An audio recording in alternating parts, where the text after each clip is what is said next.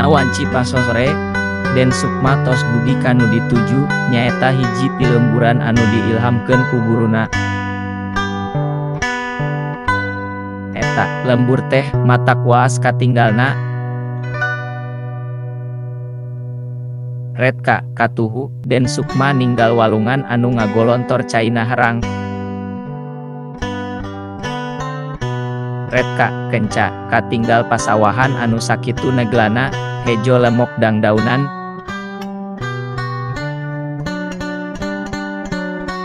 Tekung silila Den Sukma neruskeun di lengkahna bari dibaturan ku angin anu ngahiliwir ti belah wetan mata kuas jeung betah karasana.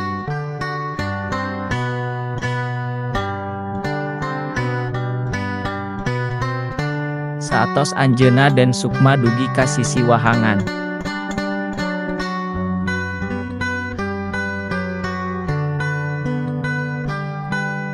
Den Sukma ngarandeg heula sakedapan bari nyawang ti kaanggangan sugan jeung sugan aya warga atawa kitani atawa matani anu keur leuleson di eta sisi wahangan anu aya saung rangonan.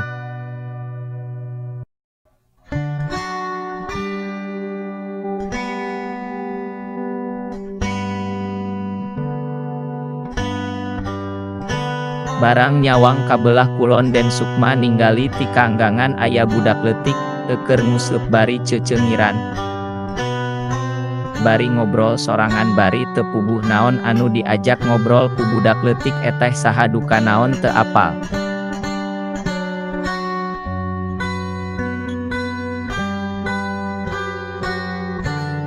Tekung silila Den Sukma nyamperkeun ka budak leutik anu keur nguseup teh bari pok ngagoroan. Hei Jang.